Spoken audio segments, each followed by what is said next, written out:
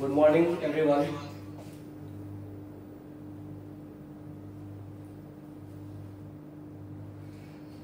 चलो without time wasting हम start करते हैं अपना कल जहां हमने एंड किया था। ठीक है, क्योंकि टाइम पे लेक्चर स्टार्ट होंगे और टाइम पे ही एंड हो जाएंगे। ये टेक्निकल और ऑनलाइन वीडियो है, आप ध्यान दोगे इधर। कल हमने एस ब्लॉक का, पी ब्लॉक का हमने आपको रोमन में लिखना सिखाया था। साथ में जो पहले लिखने आते तो वो बेटर है, बट आपको अब जो है वो जो हमने कॉन्फ़िगरेशन सिखाया था उसके बेसिस पे, यानी हर चीज कंसेप्ट आपका कॉन्फ़िगरेशन के बेसिस पे जाएगा। जो भी कंसेप्ट होगा आपका कॉन्फ़िगरेशन के बेसिस पे जाएगा, यानी हर चीज कॉन्फ़िगरेशन से बेसिस। इसलिए हर चीज को लाइट वेट में मत लेना कि तो मैं जानता हूं, जानते हो और बेटर है, बट हम तुम्हें क्वेश्चन देके अभी चेक करेंगे। तो आते हैं एस ब्लॉक, पी ब्लॉक। अब डी ब्लॉक हम स्टार्ट करने वाले थे, स्कैंडियम। डी ब्लॉक में सबसे पहला पॉइंट हमने ये लिखवाया था कि एस पी डी और एफ, पीडीएफ, इनका जो ऑक्सीडेशन स्टेट होता है, ऑक्सीडेशन स्टेट जो होता है वो वेरिएबल होता है, वेरिएबल होता है। पहले हम चीजें जानेंगे तब हम रीजन जानेंगे। जब हम ऑक्सीडेशन स्टेट में आएंगे टॉपिक में बिल्कुल अच्छे से तुम्हें पढ़ाएंगे कि ऑक्सीडेशन स्टेट क्या होता है। एग्जाम्पल के तौर पे लेते हैं, कभी आयरन +2 भी लिखते हैं, कभी आयरन +3 भी लिखते हैं, कभी क्रोमियम +3 भी लिखते हैं, कभी क्रोमियम +6 भी लिखते हैं। हम 2-2, 3-3 ऑक्सीडेशन स्टेट लिखते हैं। इसी को वेरिएबल ऑक्सीडेशन स्टेट के नाम से जाना जाता है। कभी क्लोरीन +1 भी होता है, क्लोरीन -1 भी होता है, क्लोरीन +3 भी होता है, क्लोरीन +5 भी होता है। ये इनका क्लोरीन का वेरिएबल स्टेट है, यानी पी में, डी में, एफ में रहने वाला एलिमेंट का वेरिएबल ऑक्सीडेशन स्टेट होता है। ये जो पावर है इसी को हम ऑक्सीडेशन स्टेट के नाम से बोलते हैं, यानी जो चार्ज लगा हुआ है that is known as oxidation state. Charge, जो चार्ज एलिमेंट के ऊपर लगा हुआ है उसी को हम ऑक्सीडेशन स्टेट के नाम से जानते हैं। ये है ऑक्सीडेशन स्टेट।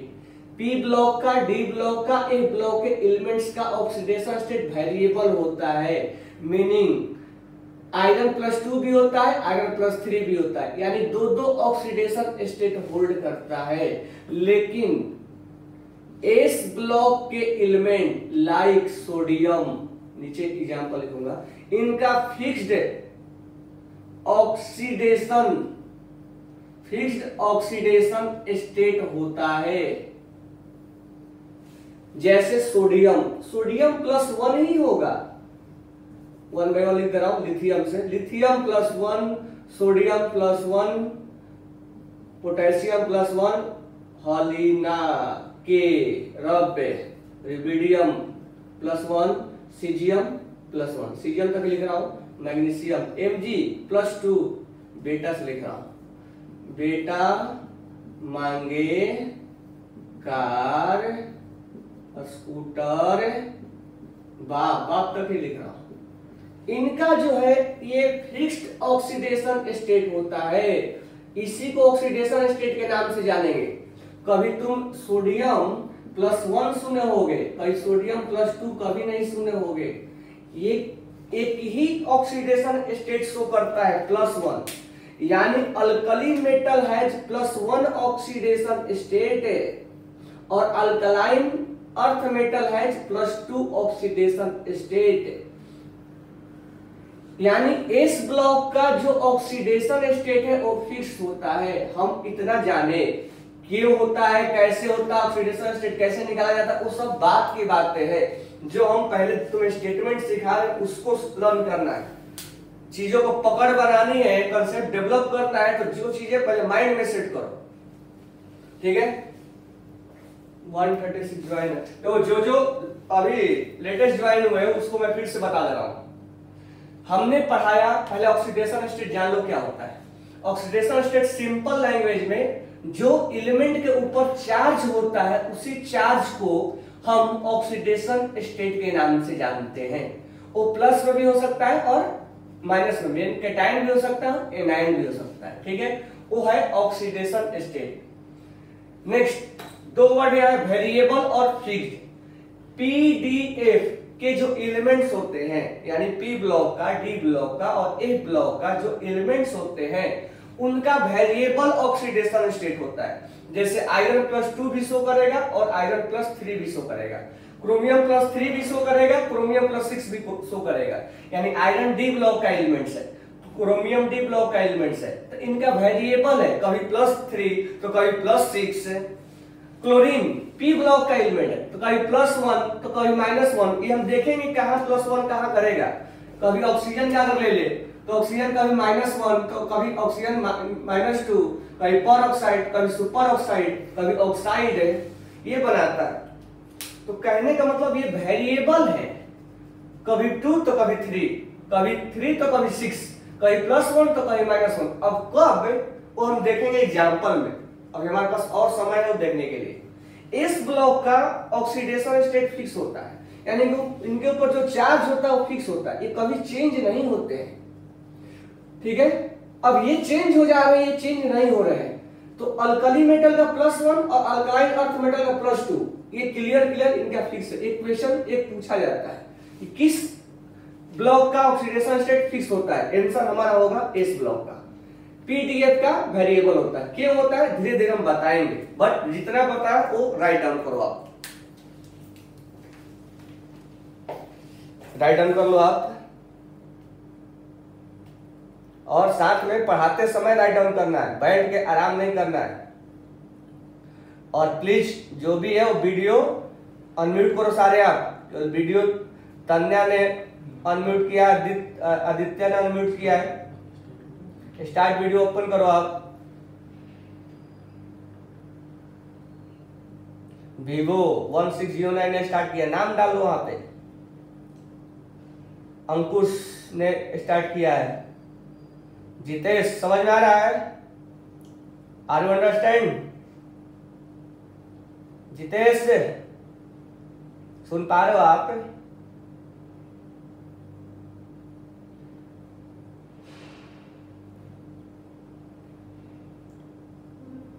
फाल्गुनी पाठक, अच्छा फाल्गुनी पाटिल, ओ समझ में आ रहा तुम्हें? ओके चलो ये लिख लिए, ये समझ में आ गया। लाइन स्टेटमेंट पहले जानो, रीजन धीरे धीरे दिमाग में घुसाएंगे। ठीक है, अब इस ब्लॉक का ऑक्सीडेशन स्टेट फिक्स होता है और पीडीएफ का ऑक्सीडेशन स्टेट फिक्स नहीं होता है। ऑक्सीडेशन स्टेट का मीनिंग जाने, ऑक्सीडेशन स्टेट वेरिएबल किसका वो जाने, थोड़ा रीजन जानते हैं। अब कब देखेंगे किसका ऑक्सीडेशन स्टेट कितना कितना होता है वो दूसरे चैप्टर में, मतलब इसी में देखेंगे बट बाद में देखेंगे, तो उसके लिए थोड़ा वेट करना पड़ेगा। ठीक है, अब ध्यान देना, मैं और पहले डी का बता रहा हूं कि डी का oxidation state, oxidation state variable क्यों होता है, वेरिएबल क्यों होता है, इस चीज को हम डील कर रहे हैं। हमारा क्वेश्चन ये है, why oxidation state of D block is variable, हम इसको आंसर करेंगे। आप बताओ मेरे को स्कैंडियम का कॉन्फ़िगरेशन, आप बोल के बताओगे, आप घर में बोलो उसको जोर जोर से, क्या क्या होता है। स्कैंडियम का कॉन्फ़िगरेशन कैसे लिखेंगे, बोलो आप। 1s 1s 2s 2 2p 6, जोर जोर से बोलो, सुनाई दे रहा है मेरे को आप जो बोल रहे हो। 1 नहीं तो मालूम चलेगा, इतना जोर जोर से नहीं बोलना, नहीं तो घर में जो सोए रहेंगे बोलेंगे देवा रे देवा सकाली सकाली का ही भजन गाई, तो सुबह सुबह कौन भजन गाने लग गया, केमिस्ट्री का भजन है, 1s2 2s2 2p, देवा का भजन नहीं है। जो सोए होंगे वो बोलेंगे पागल गोल हो गया है क्या, सुबह सुबह पता नहीं 1s2 2s2 2p6 क्या बोल रहा है। ये केमिस्ट्री का भजन है। 1s2 2s2 2p6, सुबह सुबह आरती लगाने इसके भी। 2p6 से 3s2 3p6 से 4s2 3d1, ये हमने फिलअप कर दिया। मैं इसको ब्लू से लिख रहा हूं, 4s2 और 3d1 ये। अब मुझे कोई इसमें बताए आउटर सेल कौन है, which one is outer shell. पहला क्वेश्चन जो कि तुम्हें कंफ्यूजन देगा, which one is outer shell. Outer shell इसमें कौन है, नाम लिख के बताओ। पहला आंसर आया 4s2 अंकुश, अंकुश का आया पहला। सेकंड आया रजत का। थर्ड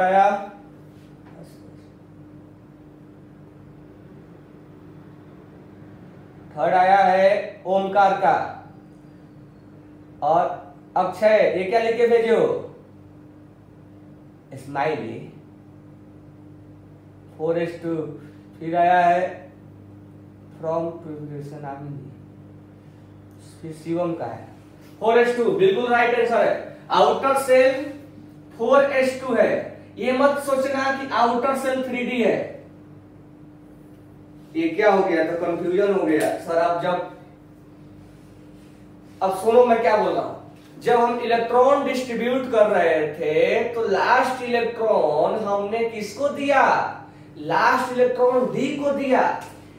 लेकिन जिसको हम लास्ट में देंगे, डी के साथ बहुत ज्यादा प्रॉब्लम क्रिएट करता है, एसपी के साथ नहीं क्रिएट करता है। डी वाला बहुत ज्यादा प्रॉब्लम क्रिएट करता है, इसलिए डी पे ध्यान से। मैं सुनो क्या बोल रहा हूं। लास्ट इलेक्ट्रॉन हमने डी को डिस्ट्रीब्यूट किया, इसका मतलब कहने का ये नहीं हुआ कि वो आउटर सेल है।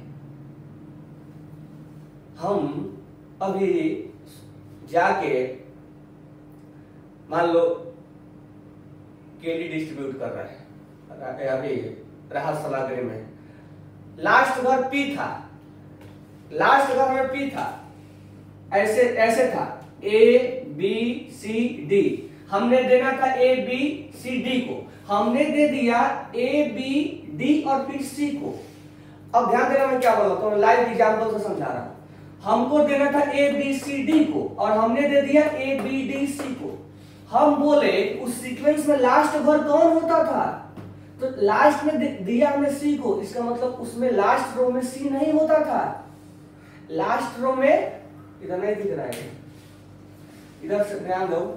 तुम सुबह सुबह गए केली डिस्ट्रीब्यूट करने, ए बी सी घर है, 4 घर को डिस्ट्रीब्यूट किए। लेकिन तुमने डिस्ट्रीब्यूट कैसे कर दिए, ए को दिए, बी को दिए, तुम्हें मन किया तो डी को दे दिए, फिर बाद में सी को दिए। अगर तीसरा आदमी क्रॉस क्वेश्चन करता है कि उस रो में सबसे लास्ट घर कौन था, तो तुम्हारा आंसर ये नहीं होगा कि हमने सी को लास्ट में दिया इसलिए सी लास्ट घर था। नहीं, लास्ट घर डी था। हमारा मन था डी को पहले देने का और सी को बाद में देने का। तो लास्ट में देने का मतलब ये कभी नहीं होता है कि वो लास्ट घर था। ये बात बिल्कुल क्लियर करके रखना। लास्ट में देने का मतलब ये कभी नहीं होगा कि वो लास्ट घर ही होगा। लास्ट घर एक्चुअल में डी था, लेकिन हमारा मन किया कि हम लास्ट में सी को दिए, तो लास्ट घर सी कभी नहीं बन पाएगा। लास्ट डी है तो डी ही रहेगा। इस चीज को माइंड में सेट करके रखना। इस चीज को यहाँ हम बता रहे हैं कि कैसे फोर जो है वो लास्ट है। अब देखो ध्यान से, तुमने भरा 1, तुमने भरा 2, तुमने भरे 3, 1 भरे, 2 भरे, 3 भरे। 3 में कौन कौन भरे, एस पी डी। फिर तुमने कौन सा भरे, 4, 4 में कौन सा भरे, एस। तुम्हें लास्ट में कौन दिख रहा है, 4 दिख रहा है, इसीलिए 4s is outer shell. Last में 3d को भरने का मतलब कभी नहीं हुआ तो लास्ट वाला है, लास्ट 4s है। इस बात को अभी समझाया कि लास्ट हमने d को दिया है, लेकिन एक्चुअल में लास्ट कौन है, 4। तो याद रखना जो सबसे मैक्सिमम होता है वही लास्ट होता है। ये नंबर जो सबसे तुम्हें मैक्सिमम दिखेगा, याद करने का तरीका लिख लेना, मैक्सिमम नंबर ये जो होता है वही तुम्हारा लास्ट ऑर्बिट को शो करता है। तो इसमें तुम्हें कोई कंफ्यूजन नहीं होना चाहिए। सबको समझ में आ गया? ओके, लास्ट के बारे में कोई कंफ्यूजन नहीं होना चाहिए कि लास्ट कौन है, 3D लास्ट। अब हमने एक क्वेश्चन बोला कि लास्ट इलेक्ट्रॉन किसको दिए है, तो तुम्हारा आंसर होगा 3D को। और अगर हमने एक क्वेश्चन बोला कि लास्ट सेल कौन है, तो तुम्हारा आंसर होगा 4s। तो ये भी लिख लो, last electron distribute, last electron distribute किसको दिया हमने, 3D को। तो दो क्वेश्चन का आंसर बिल्कुल क्लियर होना चाहिए तुम्हारे पास, और खासकर डी में। एस और पी में कोई प्रॉब्लम नहीं है, एस पी में ये दोनों का आंसर एक ही होता है। करके देख लेते हैं एक बार। जैसे ले लेते हैं नाइट्रोजन का 1s2 2s2 2p3, last electron किसको दिए, 3 को। और लास्ट सेल कौन है, लास्ट सेल इज 2 है। चलो इस पे थोड़ा वर्क और कर लेते हैं, ठीक है। ये पहले लिख लो, आउटर सेल है 4s और लास्ट इलेक्ट्रॉन हमने 3D को दिया है, ठीक है। दोनों का आंसर बिल्कुल क्लियर होना चाहिए। थोड़ा ये पहले पढ़ने के पहले मैं तुम्हें एक दो चीज और इस पे थोड़ा अच्छे से पकड़ बनवा देता हूं, कंसेप्ट डेवलप करा देता हूं। अब मुझे बताओगे, मैं यहां कॉन्फ़िगरेशन लिख रहा हूं 1s2 2s2 2p6 3s1। तुम बताओगे लास्ट सेल यानी लास्ट सेल कौन है और लास्ट इलेक्ट्रॉन हमने किसको दिया है, दोनों का यहां नाम लिखोगे आप। मैं यहां कॉन्फ़िगरेशन लिखते जा रहा हूं 1s2 2s2 2p6 3s2 3p6। Last electron किसको दिए और लास्ट सेल कौन है, आप राइट डाउन करोगे 1s2 2s2 2p6 3s2 3p6 4s2 1s2 2s2 2p6 3s2 3p6 4s2 4 के बाद 3d5। ये चार बस बताओ मेरे को, आप राइट डाउन करो चारों को और मेरे को बताओ आंसर क्या होगा। यहां आंसर में डैश डैश लिख रहा हूं, ये आपको भरना होगा, क्योंकि ये केमिस्ट्री है। एक बार कॉन्सेप्ट डेवलप हो जाएगा, बाकी 2 महीने बाद ये आसान लगेगा। अगर स्टार्टिंग में तुम्हारा कॉन्सेप्ट डेवलप नहीं होगा, चीजों को समझ नहीं आएगा, चीजों को पकड़ में नहीं आएगा, तो आगे इंटरेस्ट क्रिएट नहीं होगा। इंटरेस्ट क्रिएट नहीं होगा तो आप याद करते जाओगे और याद करते जाओगे, फिर उसमें और सब्जेक्ट आपका वीक पड़ता जाएगा। तो सब्जेक्ट को स्ट्रॉन्ग बनाना है, पकड़ बनाना है, कॉन्सेप्ट डेवलप करना है, ठीक है। आप YouTube पे देख रहे हो ना, आप ये भी डाल सकते हो YouTube पे hashtag concept of chemistry bye Deepak sir. Channel एक और चैनल है, उसमें भी देख सकते हो आप hashtag concept of chemistry, concept of chemistry bye Deepak sir.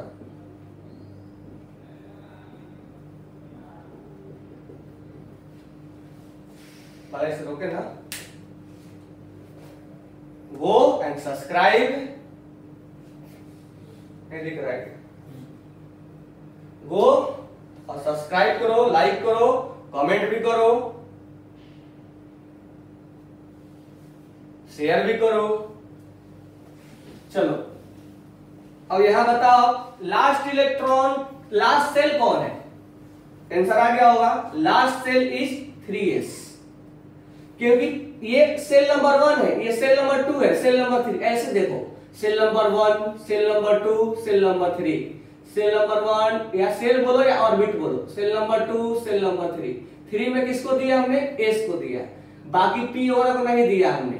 तो लास्ट सेल यही है, लास्ट। और लास्ट इलेक्ट्रॉन किसको दिया, लास्ट इलेक्ट्रॉन हमने इसी को दिया है। तो लास्ट सेल भी यही है और लास्ट इलेक्ट्रॉन भी यही है। याद करो, ये एलिमेंट एस ब्लॉक से बिलोंग करेगा, करेगा या नहीं करेगा, तो एस में कोई प्रॉब्लम आएगा ही नहीं आएगा।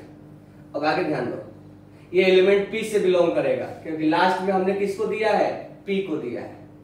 अब मुझे बताओ लास्ट सेल कौन है, तो लास्ट सेल में तुम ये नाम नहीं लिखोगे 3p, तुम नाम क्या लिखोगे, 3s और 3p, ध्यान रखना दोनों लिखोगे क्योंकि लास्ट में केवल p आ रहा है, 3 भी तो है, हम लास्ट सेल पूछ रहे हैं, 3 वाला दोनों उठाना है, 3 वाला दोनों उठाना है, तो लास्ट सेल का आंसर होगा 3s 3p। और लास्ट इलेक्ट्रॉन किसको दिए हो तो उसका आंसर हो जाएगा 3p, ये वाला। ये क्लियर समझ में आना चाहिए। लास्ट इलेक्ट्रॉन हमने 3p को दिया है, लेकिन लास्ट सेल कौन है तो 3s और 3p है, दोनों है। तो p वाला में भी एक समझ में आना चाहिए कि लास्ट इलेक्ट्रॉन किसको दिया और लास्ट सेल कौन है, ठीक है। ये एलिमेंट s ब्लॉक का है, लेकिन लास्ट इलेक्ट्रॉन हमने s को दिया है। अब मुझे बताओ लास्ट सेल कौन है। अब यहां पर 1 2 3 4, सबसे लास्ट में कौन आ रहा है 4s, तो लास्ट सेल तो हमें सोचना ही नहीं है 4s। अब 4 में एक आ रहा है इसलिए हम केवल एक लिखेंगे, अगर और भी आता 4 में तो और भी लिखते हम, यानी 4 में जितना आता उतना लिखते हम, ठीक है। इस चीज को ध्यान में रखना, 4 में अगर और आता p तो p भी लिखते। लास्ट इलेक्ट्रॉन हमने किसको दिए तो लास्ट इलेक्ट्रॉन तो हमने इसी को दिया है, तो लास्ट इलेक्ट्रॉन इसी को दिया है। s में कोई प्रॉब्लम नहीं आता है, p में थोड़ा सा ध्यान रखना है। अब d में ये d का है, लास्ट इलेक्ट्रॉन ने किसको दिया a। अब d में देखो, d में लास्ट सेल कौन है, हमने d को दिया है लास्ट में, लेकिन वो लास्ट सेल कभी नहीं है। लास्ट सेल ये है 4, जो नंबर सबसे ज्यादा तुम्हें दिखेगा वो होगा लास्ट सेल, ये ध्यान में रखना। और ये हो लास्ट इलेक्ट्रॉन किसको दिए हो तो लास्ट इलेक्ट्रॉन d को दिए हैं, इसीलिए यहां लास्ट इलेक्ट्रॉन d है। तो लास्ट इलेक्ट्रॉन किसको दिए d को, और लास्ट सेल किसको दिए, लास्ट सेल कौन है s है। देखो दोनों अलग अलग आ गया, s में सेम आ रहा था, p में थोड़ा सा ऐसे आ रहा था, लेकिन ये बिल्कुल चेंज कर दिया, d इधर s और इधर d कर दिया, वहां दिख रहा है ना ऐसा, बिल्कुल चेंज कर दिया। तो ये कॉन्सेप्ट छोटा छोटा जो होता है ये चीजें समझ के रखना है, नहीं तो बहुत बड़ी मिस्टेक कराता है। इसीलिए मैं तुम्हें ये सब चीजें बिल्कुल क्लियर चीजें बता, जो समझ पा रहे हो बहुत अच्छा है, और नहीं समझ पा रहे हो तो इसको समझने की कोशिश करो, कॉन्सेप्ट डेवलप करो, क्योंकि आगे चल के जब हम तुम्हें क्वेश्चन देंगे तो उसमें कंफ्यूजन होगा, उस कंफ्यूजन को दूर करने के लिए तुम्हें कॉन्सेप्ट डेवलप करवा रहा हूं। इतना छोटे छोटे चीज तुम्हें कहीं पढ़ने को नहीं मिलेगा कि ये चीजें निकाल के सर बता रहे हैं कि आउटर सेल कौन है, एक बार में बता दिया जाता है, निकल झटके में निकल जाते हैं चीजें। तो वो चीजें कॉन्सेप्ट डेवलप कर रहा हूं, उसको सीखो आराम से। तो इसमें कोई डाउट नहीं है, कोई डाउट नहीं है, सो गया क्या है, अरे ओके के बटन है वहां पर क्लिक कर सकते हो।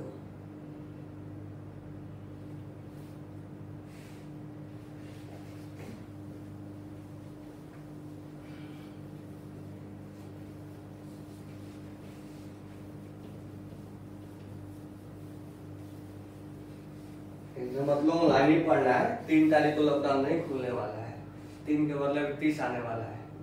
टिकटॉक पे देख रहे होंगे ऐसे 3 के बदले 0 लिखा जा रहा है, ठीक है। अब आते हैं वेरिएबल ऑक्सीडेशन क्यों होता है, तो हम सब 1 बाय 1 देखेंगे, आप आंसर करते रहना जैसे मैं बताता रहूंगा। चलो स्कैंडियम का लिखते हैं कि हम आते अपने पॉइंट पे आ जाते हैं, 1s2 2s2 2p6 3s2 3p6 4s2 3d1।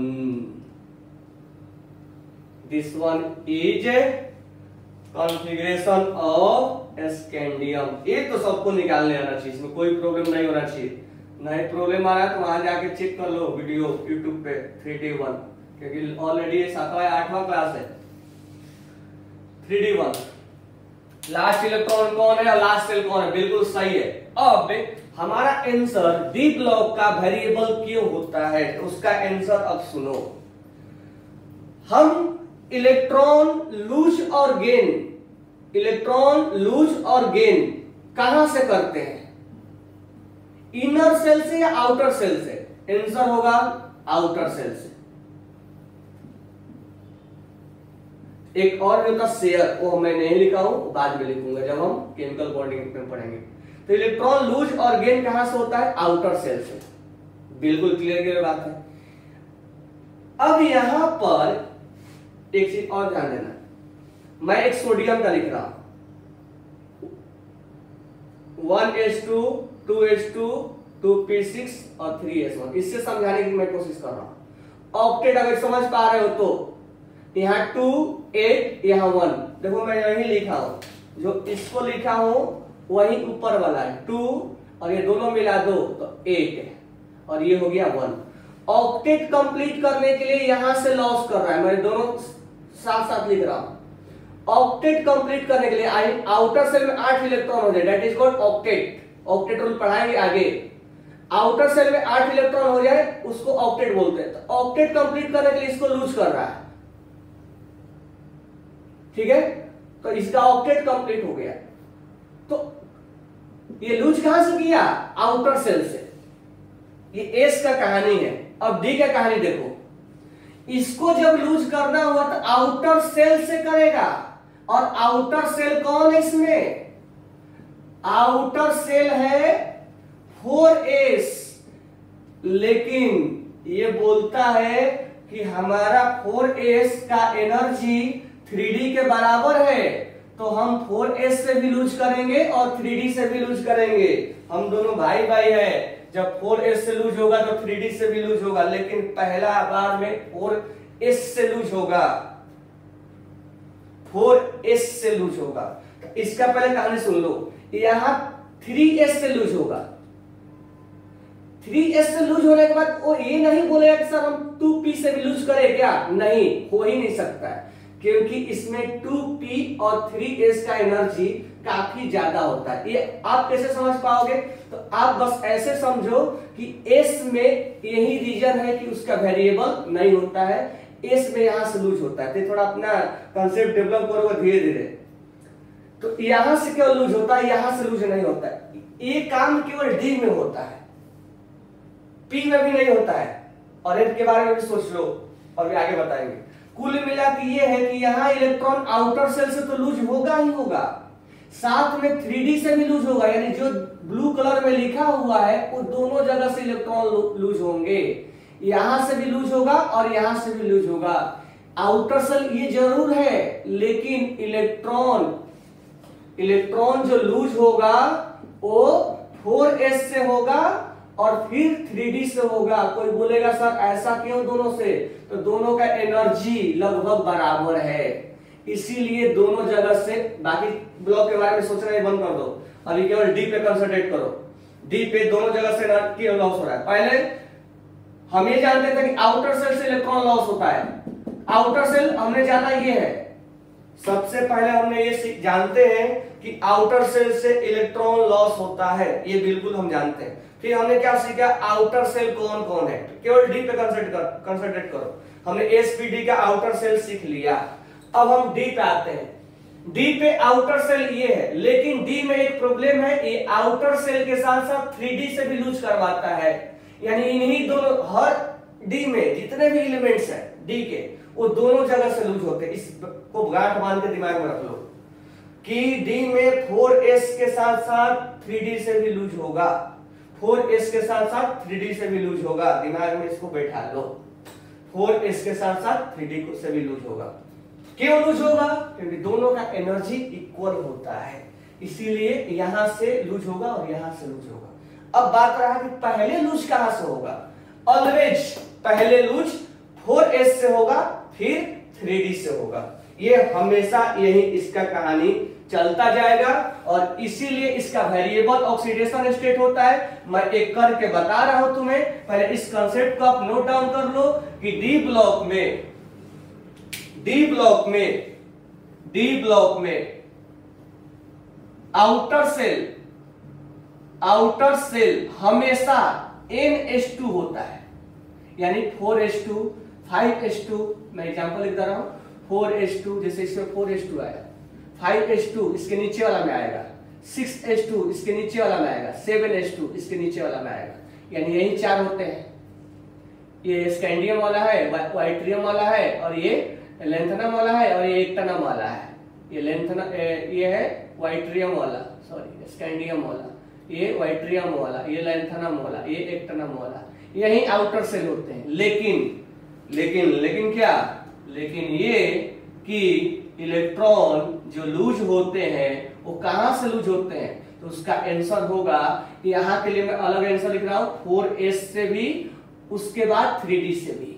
मैं नंबर नहीं लिख रहा हूं कितना कितना है। तो इलेक्ट्रॉन लूज फर्स्ट इसके, सेकेंड इसके, तो डी में इलेक्ट्रॉन यहां से लूज होंगे। अब मैं इसको जनरलाइज टर्म में लिख दे रहा हूं, n s से लूज होगा, n-1 d से लूज होगा। इसको आप ns और n-1 d, यानी इसके लिए भी, इसके लिए, सबके चारों के लिए लिख दिया हमने। तो स्कैंडियम, वाइट्रियम, लेंथनम, एक्टिनम, इसके लिए भी और इसके लिए भी, इसके सबका कहानी यही है। यानी याद रखना, अब याद रख लो इसको कि डी में 4s से भी लूज होगा और 3d से भी लूज होगा। तो छोटे छोटे चीजों का हमारा आंसर मिल गया। आउटर सेल कौन है, आउटर इलेक्ट्रॉन कहां से लूज होते हैं, आउटर सेल से होते हैं। डी में कहां से होता है, और डी में आउटर सेल के साथ साथ 3d से भी लूज होता है। ऐसा क्यों, क्योंकि इसका एनर्जी इक्वल होता है। आप इसको नोट डाउन करोगे, पहले आराम से नोट डाउन कर लो, आगे फिर कंसेप्ट बताना मेरे को आसान हो जाएगा। मैं फिर से वेरिएबल पे आता हूं, मैं आपको दिखाता हूं कैसे वेरिएबल हो जाएगा वो। पहले कंसेप्ट आप राइट डाउन करो, लिख लिए, और पढ़ाते समय भी लिखते रहो, दिमाग पेन पेंसिल सब चलता रहे। लिख लिए हो या लिख रहे हो? लिख लिए। सर बोर्ड के सामने हो, क्या लिखेंगे हम? लिखो आप। Yes, done done done done done. Okay, आप लिख लिए हो। मैं इनको एक लाइन में बता रहा हूं। फोकस ऑन डी, फिर हम बाद में सबका देखेंगे। डी में आउटर सेल 4s होता है।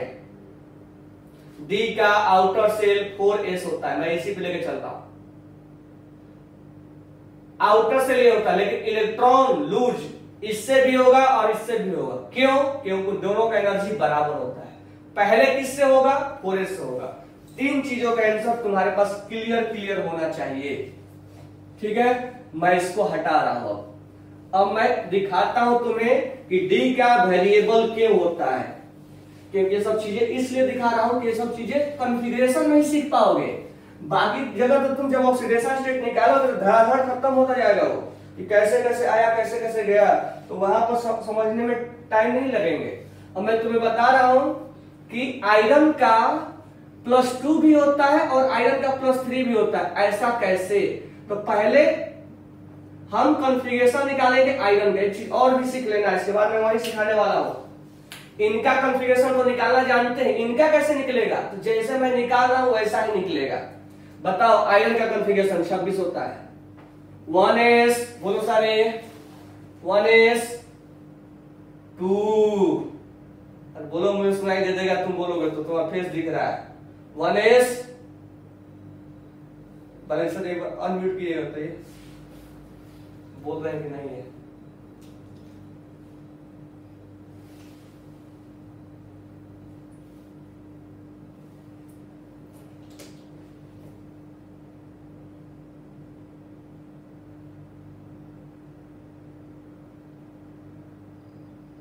वन एस, कोई नहीं बोल रहा है। 1s, 1s, 1s, कोई 1s बोल रहा है। 1s के बाद क्या आता है? 1s 2s, 2s, 2p, 2p 6, 3s, 3s 2, 3p 6, 4s, 4s, 4s 2, क्या दिख रहा है ना? 4s 2, 3d 6, क्या तक दिख रहा है ना? 4s 2, 3D 6। कोई डाउट नहीं है? अनम्यूट कीजिए। समझ गया कितना बोल रहे हो? ये है आयरन का कॉन्फ़िगरेशन। अब तुम्हारे सामने है आयरन +2 का और आयरन +3 क्यों होता है और कैसे निकाला जाता है। दोनों क्वेश्चन एक साथ आएंगे। कॉन्फ़िगरेशन हमें केटाइन और एनाइन का भी निकालना जानना है, केवल एलिमेंट का नहीं जानना है। अब ध्यान दो, आयरन +2 का निकालना है तो ये मत सोचो कि इसमें आयरन का एटॉमिक नंबर 26 है और 2 हटा दो तो 24 का निकाल देंगे। ये कॉन्सेप्ट कभी नहीं लेके आओगे। पहला चीज जो तुम रॉन्ग करते हो, हर बार यही बच्चे रॉन्ग करते हैं कि सर 26 होता है, 2 हटा दो 24 का निकाल दो। नहीं, वो गलत हो जाएगा। अब तुम आयरन का निकाल दिए, अब किसका निकालना है? आयरन +2 का। याद रखो, आयरन +2 का मतलब होता है 2 इलेक्ट्रॉन लूज करना, और 2 इलेक्ट्रॉन लूज कहां से करेगा? आउटर सेल से। और आउटर सेल कौन है? पहला लूज कहां से करेगा? पहला लूज 4s से करेगा, तब 3d से करेगा। तो पहला जब हम इसका कॉन्फ़िगरेशन निकालेंगे तो 1s2 2s2 2p6 3s2 3p6 4s0 और 3d 6। ये इसका कॉन्फ़िगरेशन होगा आयरन +2 का। यानी पहला लूज कहां से हुआ? यहां से हुआ, यहां से नहीं करेंगे। दोनों का दोनों इलेक्ट्रॉन लूज कर दिया हमने। और ध्यान रखो, तुम गलती क्या करोगे स्टार्टिंग में, सर आयरन +2 का निकालना है ना, तो ऐसा करते हैं आयरन का 26 होता है, 2 लूज कर दिया है तो हम 24 का निकाल देंगे। 24 का निकालो, कैसे गलत हो रहा है तुम्हारा? 1s2 2s2 2p6 3s2 3p6 4s2 और 3d, यहां तक 20 हो गया, 3d 4। ये देखो 24 का है। क्या ये दोनों मैच कर रहा है? नहीं कर रहा है। आप 26 के बदले 24 का नहीं निकालोगे। ये बच्चे गलती करते हैं और ऐसा आप कभी नहीं करोगे। यानी तुम्हें जब केटाइन का कॉन्फ़िगरेशन निकालना हो तो कैसे निकालोगे? पहले उसके एलिमेंट का निकालोगे, और खास करके डी में प्रॉब्लम आता है। तो 26 का आपने निकाल दिया, उसके बाद 2 इलेक्ट्रॉन लूज करने हैं तो यहां से लूज करोगे। ये वाला कंसेप्ट पे जाओगे तो यही नतीजा मिलने वाला है, जो कि गलती हो जाएगा। अब ध्यान दो, आयरन +3 का निकालना है तो ये कभी मत करोगे कि आयरन का 26 होता है, 3 लूज कर दिया 23 का निकाल देते हैं। ये कभी नहीं करोगे। 1s2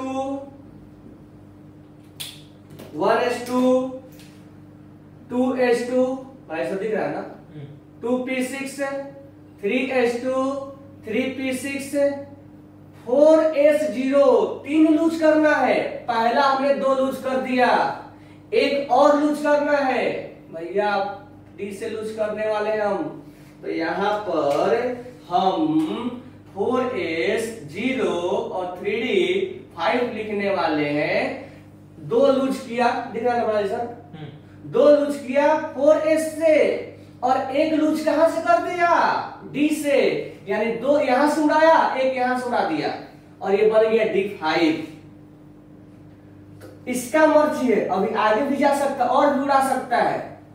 तो यहां से उड़ाने के बाद यहां से भी उड़ा सकता है, ये इसका मर्जी है। इसीलिए दोनों जगह से इसको आजादी मिला है उड़ाने को, इसीलिए वेरिएबल ऑक्सीडेशन स्टेट शो करता है।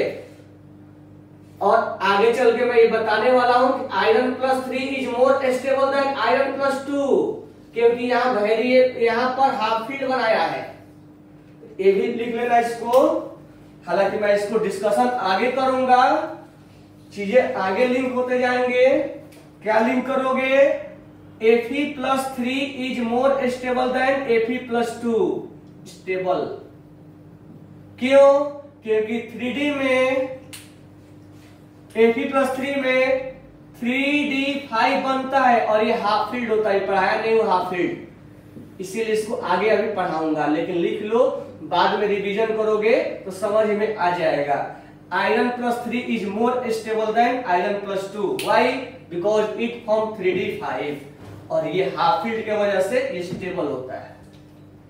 तो इसका मैं एक्सप्लेनेशन बाद में दूंगा। अभी के लिए ये बोर्ड पे जो लिखा हुआ बिल्कुल क्लियर चीजें होना चाहिए। हमारा क्वेश्चन ये था कि D block variable oxidation state क्यों शो करता है। उसके साथ साथ मैंने बहुत सारी चीजें आपको बताया। पहला चीज ये बताया, अब माइंड में सेट करो, बिना पेन पेंसिल रखो, माइंड में सेट करो क्या मैं बोला। एक आंसर के पीछे कई लॉजिक बताया। जब हम 3D में जाएंगे तो 4s से भी लूज होगा और 3D से भी लूज होगा। पहला चीज 4s से भी लूज होगा और 3D से भी लूज होगा। 4s से भी लूज होगा, 3D से भी लूज होगा, इसीलिए इसका वेरिएबल होता है।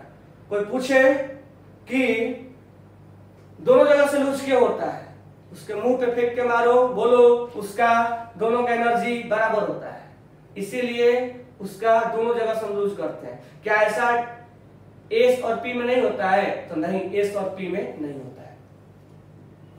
4s और 3D का एनर्जी लगभग बराबर होता है, इसलिए दोनों जगह से लूज होता है। पहला लूज कौन होगा? 4s।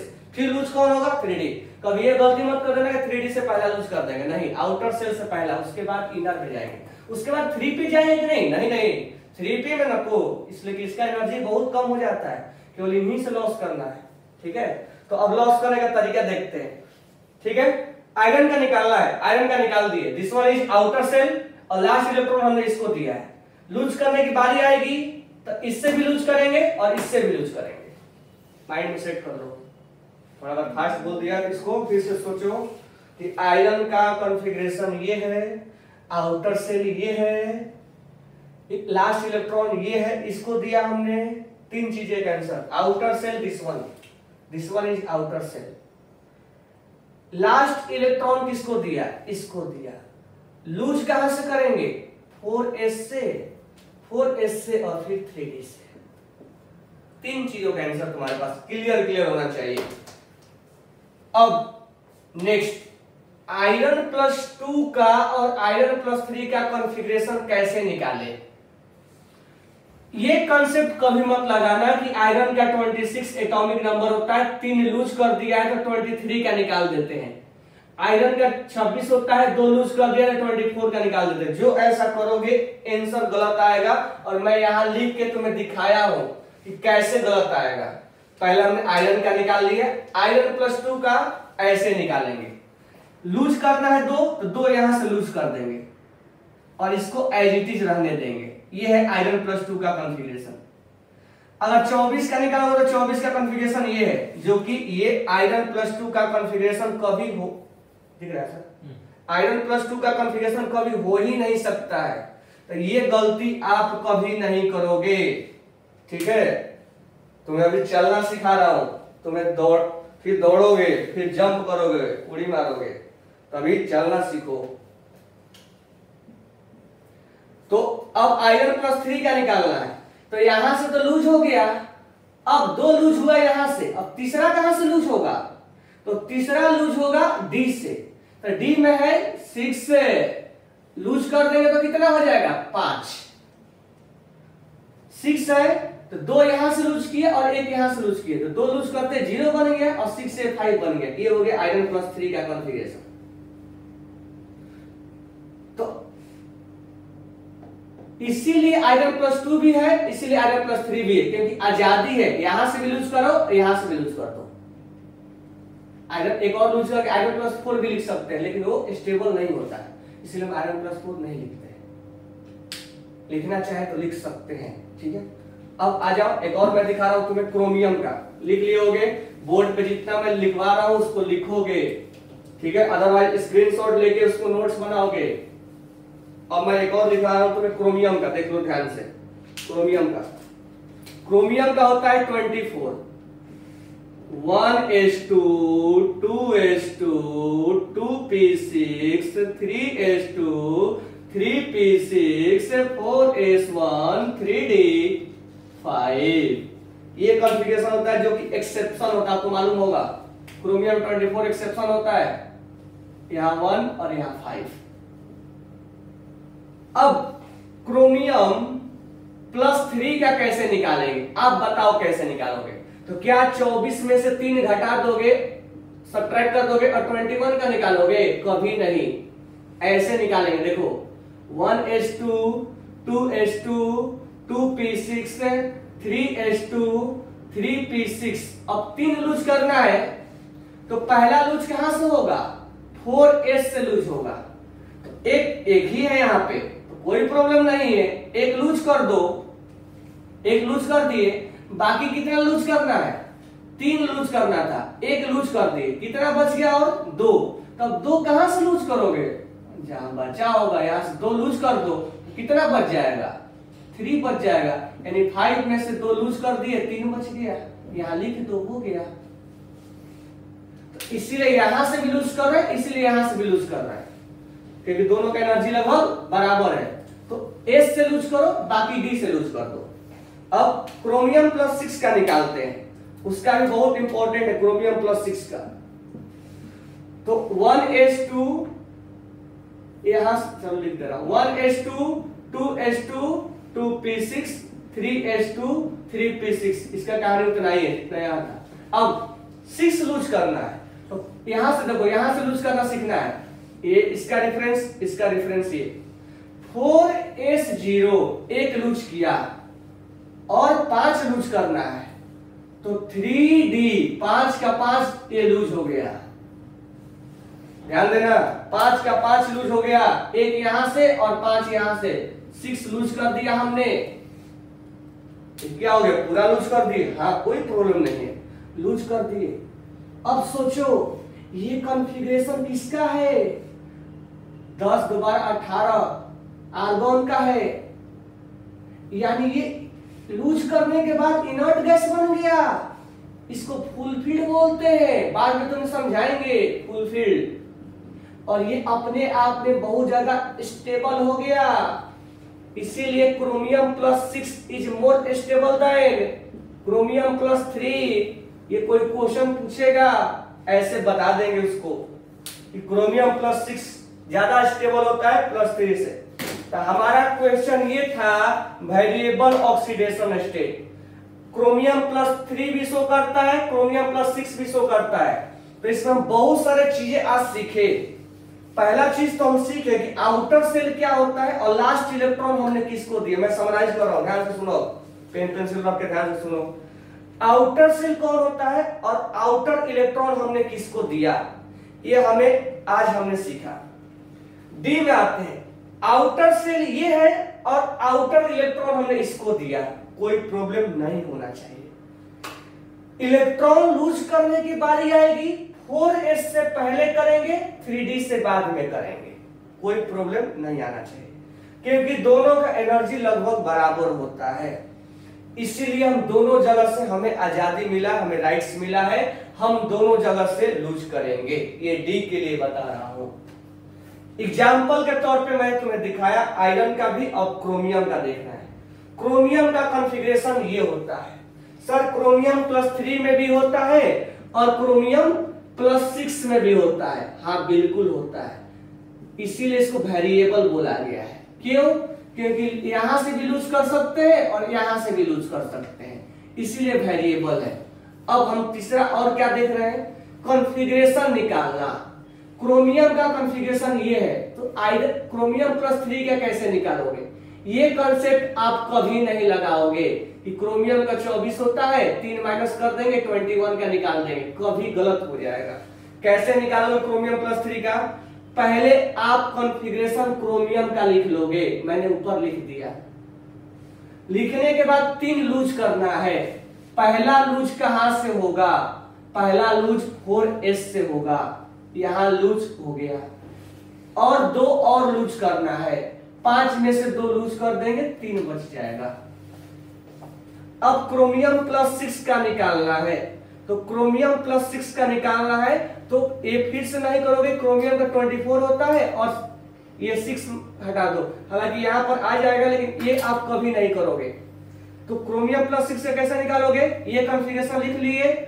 लास्ट में हमें 4s से लूज करना है, 4s को 0 कर दो, 1 लूज कर दिए, 5 और लूज करना है, 5 यहां से लिख दिए, ये 0 हो गया, 6 लूज हो गया। तो ये तरीका होना चाहिए आपको लिखने का। इसके साथ साथ एक क्वेश्चन मैंने और बोला था कि क्रोमियम प्लस 6 मोर स्टेबल देन क्रोमियम प्लस 3। क्यों ऐसा, तो देखो यहां ध्यान से, यहां अगर कॉन्फ़िगरेशन देखोगे तो ये इनर्ट गैस है आर्गोन, ये है आर्गोन। और फिर क्या बचा 3d3 बचा, मैं इसको लिख रहा हूं इधर left hand side. Chromium plus 3 में क्या बचा आफ्टर कॉन्फ़िगरेशन लिखने के बाद, आर्गोन बचा, क्योंकि यहां से लेके यहां तक का कॉन्फ़िगरेशन आर्गोन का है। और क्या बचा 3d3 बचा। इसमें सोचो क्या बचा, ये पूरा गायब हो गया, उड़ चुका है। इसमें क्या बचा, इसमें केवल और केवल आर्गोन बचा। तुम्हारे अकॉर्डिंग कौन स्टेबल होना चाहिए, ये कि ये? कोई बोलेगा आर्गोन स्टेबल होना चाहिए। इसीलिए chromium plus 6 is more stable than chromium plus 3 because it form stable configuration, inert configuration, inert configuration, जिसको हम लास्ट बाद में फुलफिल्ड का नाम देंगे। तो मैं नाम नहीं दे रहा हूं, मैं लिखवा दे रहा हूं कि ये फुलफिल्ड है, फुल्ली फिल्ड है। इसीलिए chromium plus 6 is more stable than chromium plus, iron plus 3 is more stable then iron plus 2, chromium plus 6 is more stable than chromium plus 3। आज का लेक्चर यही मैं बाइंड अप कर रहा हूं। अब ध्यान से सुनोगे मैं क्या क्या आज बताया, ठीक है? इसको लिख लिए होगे आप। आज के लेक्चर को मैं बाइंड अप कर रहा हूं और ध्यान से सुनोगे, एक एक पॉइंट मैं लिख के बता दे रहा हूं क्या क्या आज बताया।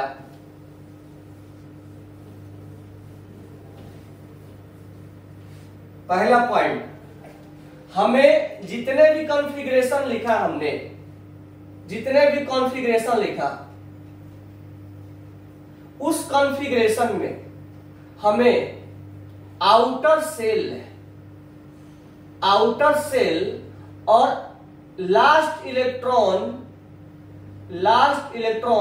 किसको हमने दिया, ये दो चीजों का हमारे पास बिल्कुल नॉलेज होना चाहिए।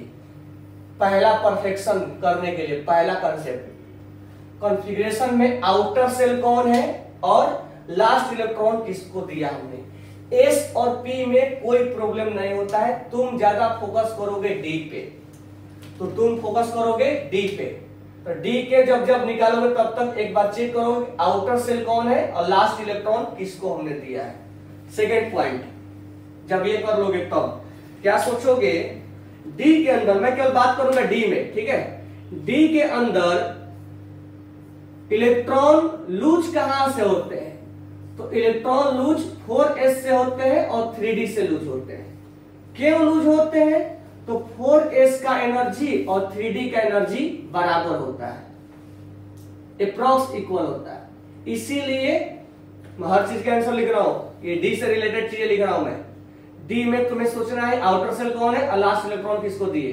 डी में सोचना है इलेक्ट्रॉन लूज कहां से होगा और यहां से होगा।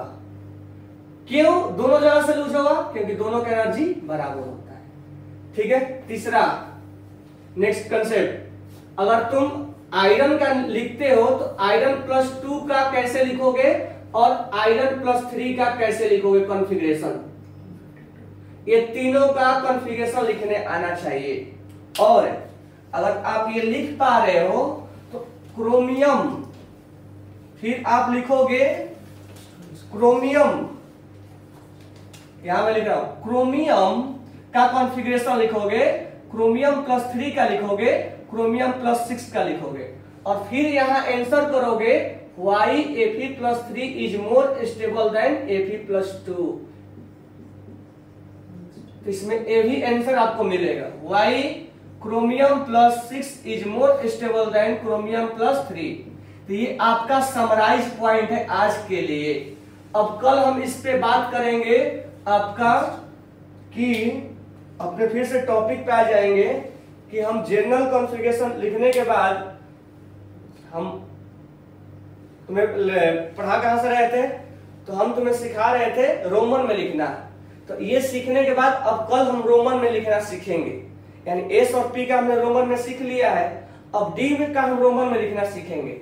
तो डी के रोमन में कल लिखना सिखाएंगे, लेकिन उसके पहले इतना चीजें तुम्हारे पास होना चाहिए। इसको समराइज में लिख लो अपने नोटबुक पे, क्या क्या हमने सीखा। फिर से एक बार बता दे रहा हूं, हमने कॉन्फ़िगरेशन पहले से सीख रखा है। आउटर सेल और लास्ट इलेक्ट्रॉन कौन है ये हमने सीखा। डी के लिए खासकर पर्टिकुलर हम डी के लिए बात कर रहे हैं, क्योंकि focus on D block. D block बहुत ज्यादा कंफ्यूजिंग करता है, इसलिए इस पे फोकस करो। लास्ट इलेक्ट्रॉन कहां से लूज करना है, इलेक्ट्रॉन लूज करने की बारी आएगी तो कहां से लूज करोगे, तो 4s से लूज करोगे और 3d से लूज करोगे। ऐसा क्यों, तो दोनों का एनर्जी अप्रॉक्स इक्वल होता है। फिर हमने सीखा आयरन का कॉन्फ़िगरेशन निकालना, पहले से जानते हैं। लूज करना और इसका कॉन्फ़िगरेशन निकालना, दोनों का कॉन्फ़िगरेशन हमने निकालना सीख लिया। फिर एक क्वेश्चन और यह बनता है कि iron plus 3 is more stable than A, इसका आंसर आप लिखोगे, मैं कल पूछूंगा। फिर हमने क्रोमियम का सीखा, क्रोमियम प्लस 3 का सीखा, क्रोमियम प्लस 6 का सीखा। Why chromium plus 6 is more stable than chromium plus 3, इसका आंसर आप कल बताओगे और लिख लोगे। यही आज का समराइज पॉइंट था, और हम कल अब सीखेंगे इसके ऊपर जो हमने एस और पी के जो रोमन में लिखना सीखा था, first A, second A, third A, तो कल हम डी के लिए सीखना स्टार्ट करेंगे, क्योंकि बी जो बैक साइड वाला कंसेप्ट था वो हमने आपको बता दिया। तो कल जो इसके पिछले वाला लेक्चर में जहां से हमने एंड किया था वहां से कल स्टार्ट करेंगे हम। ओके, कोई डाउट है तो आप बोलो।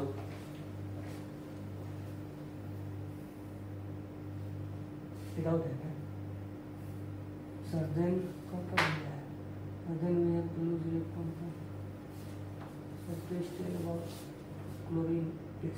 क्लोरीन के बारे में हम बताएंगे तुम्हें, मैं पहले ही तुमसे बोला हूं कि यहाँ पर हम ऑक्सीडेशन स्टेट नहीं पढ़ रहे हैं। ऑक्सीडेशन स्टेट पढ़ेंगे तो हम चीजें सारे बताएंगे। क्लोरीन का ऑक्सीडेशन स्टेट में लिख दे रहा हूं क्या क्या होता है। क्लोरीन का ऑक्सीडेशन स्टेट, क्लोरीन का होता है -1, क्लोरीन +1, +3, +5, +7। अब इसको एक्सप्लेन करने के लिए हम केमिकल बॉन्डिंग में जाना पड़ेगा, तो प्लीज इसको अभी एक्सप्लेनेशन नहीं कर पाएंगे, क्योंकि इसका एक्सप्लेनेशन विदाउट केमिकल बॉन्डिंग का हम नहीं कर पाएंगे। यहाँ जैसा लिंक था वैसा हमने यहाँ पर तुम्हें बना के दिया। जब इसका टाइम आएगा तो हम इसको बना के देंगे। इसको केमिकल बॉन्डिंग में इसको सीखेंगे। इसका ऑक्सीडेशन स्टेट इतना क्यों होता है, इसको हम वहां सीखेंगे। यहाँ जहां लिंक था वहां मैंने तुम्हें सिखाया हूं।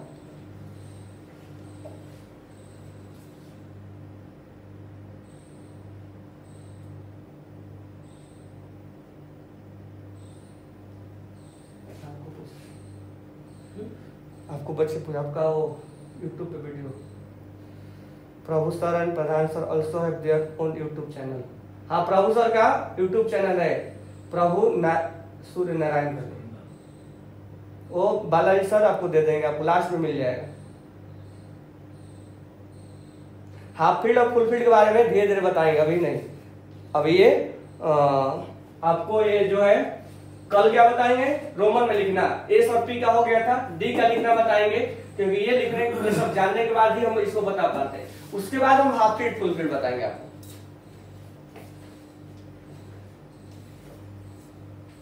Okay, thank you.